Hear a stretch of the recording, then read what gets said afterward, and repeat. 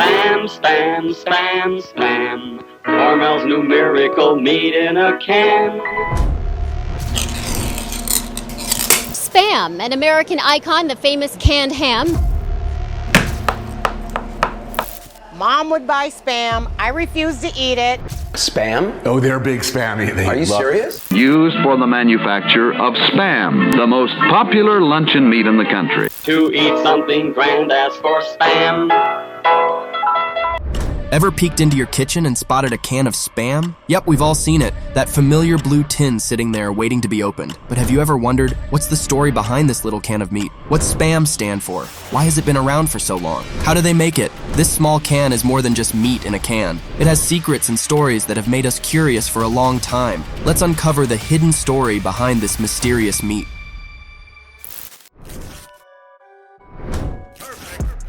In 1937, something remarkable came out of Hormel Foods Corporation's kitchen. It was a canned pork product, a bit unusual at first, created with a unique purpose. You see, Hormel had a challenge. They needed to boost sales of an unpopular cut of pork called pork shoulder. This cut didn't quite make it to dinner tables. Then something brilliant happened. Ken Dano, the brother of a company executive, won a competition that year by giving this canned wonder a simple yet iconic name: Spam. The true meaning behind the name remained a well-kept secret, known only to a few Hormel insiders. Some say it's a mix of spiced ham, while others think it's an acronym for shoulder of pork and ham. The mystery of its name added to its intrigue.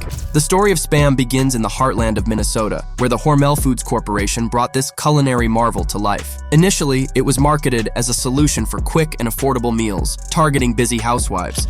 Some were unsure about eating meat that didn't need refrigeration, but destiny had other plans for this canned sensation. As the country faced the challenges of the Great Depression, Spam found its way into many households as an important and budget-friendly source of protein for dinners.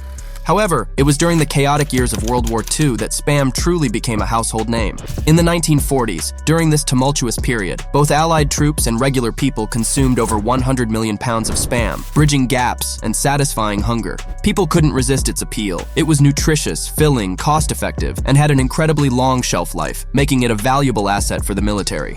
As World War II unfolded across the world, Spam embarked on a remarkable journey. From Atu to Anzio, Spam became a symbol of nourishment and even inspired a rich collection of stories, poems, jokes, and limericks among exhausted soldiers. Imagine American soldiers during World War II, far from their homes, carrying not just their guns, but also cans of Spam. They traveled to far-off places like Guam, Japan, the Philippines, South Korea, and Vietnam, and wherever they went, Spam found its way into local dishes. But it wasn't just about taste, it was about survival. In a world gripped by food shortages and wartime rules, Spam became a lifeline for many. People in these distant lands, influenced by the arrival of American troops, welcomed Spam as a unique part of their food culture. The Pacific Islands saw a mix of flavors and traditions, all thanks to this simple can of meat. The echoes of its wartime journey didn't fade. They spread across the ocean to Europe. Spam crossed borders, and in the United Kingdom it underwent its own changes. Sold as a wartime delicacy, it left a lasting mark on British culinary history. But Spam's global adventure didn't end with the war. Fast forward to today, and you'll find Spam firmly integrated into the customs of various countries. Take Hawaii, for example, where Spam musubi is a beloved snack, a tasty combination of sushi, Spam, rice, and seaweed. The Philippines displays its creativity with Spam, making dishes like Spam adobo and Spam fried rice. In Japan, onigiri, those delightful rice balls often include Spam as a key ingredient. South Korea adds a spicy twist with budae-jjigae, a stew made richer by the addition of Spam. China appreciates the sizzle of Spam when it's fried with rice or vegetables. And in Vietnam, the banh mi sandwich, bursting with flavor and history, features none other than Spam.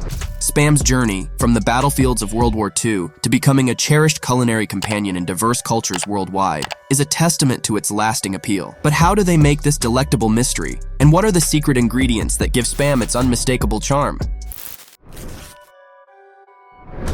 Interestingly, this unique treat is made in different countries like South Korea, the Philippines, and Denmark. Although it's jokingly called mystery meat, Spam's ingredients are actually quite simple. It's made from just 6 basic things: pork mixed with ham, salt, water, potato starch, real sugar, and sodium nitrate.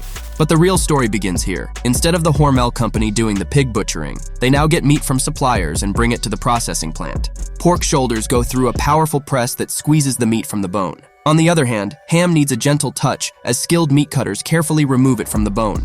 Next, the meat is ground up and mixed, which is a crucial step in giving Spam its unique texture and taste. At this point, they analyze each batch, which is usually around 8,000 pounds, to make sure there's the right balance of pork to ham and white to red pieces.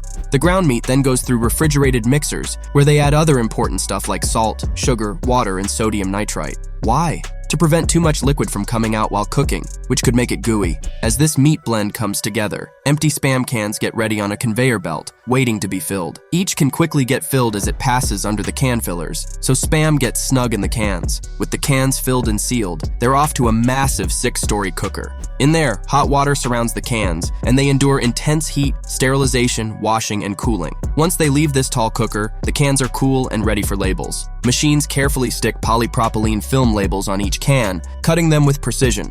Now comes the final step, boxing. They neatly arrange 24 cans on flat pieces of cardboard, making sturdy boxes. These boxes are wrapped and stamped with dates and identifying numbers before being neatly stacked and shelved. But wait, there's more to the story. The Spam cans need to sit around for 10 days before they can be shipped out. During this time, 1 out of every 1,000 cans goes through thorough testing to make sure the meat is cooked perfectly. The rest are then ready to find their way into homes and onto plates worldwide. But here's the question that's been lingering. Is Spam healthy or not? Listen, to be 100% honest, I'm a big fan of Spam and I eat it a few times per month. But is it healthy? I spent a few days doing deep research about this question. Well, it might make your taste buds happy, but it's not exactly a healthy option. Imagine this, a 12-ounce can of Spam, neatly divided into 6 servings. Each of these portions is packed with 16 grams of fat, and a whopping 6 grams of that fat is the unhealthy saturated kind. Plus, there's the issue of sodium. It's delivering a substantial 33% of your daily intake all on its own. Now, there have been efforts to make Spam a bit healthier. Reduced sodium versions and those labeled as light may seem like a better choice, but nutritionists still don't give them a thumbs up. What's even more concerning is the suspicion surrounding processed meats like Spam and their potential link to cancer.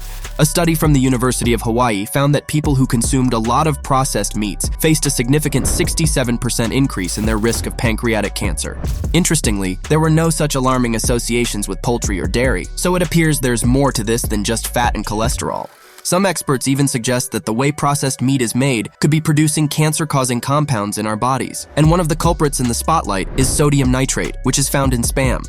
However, while the suspicion is there, concrete connections remain elusive, so the FDA doesn't exactly label Spam as dangerous. It's still considered safe to eat. But here's the real deal, Spam's legendary shelf life. It's something that garners both admiration and skepticism. As long as that seal remains unbroken, Hormel claims that Spam can last indefinitely. They even recommend keeping it in your emergency kit alongside other doomsday-ready staples like Dinty Moore stew and Hormel chili. However, here's the twist. After about 3 years, the taste might start to decline. I can tell you that from experience. And if you're thinking about indulging in a can that's been sitting around for a solid 5 years past its expiration date, well, let's just say the taste might be seriously questionable and eat it at your own risk.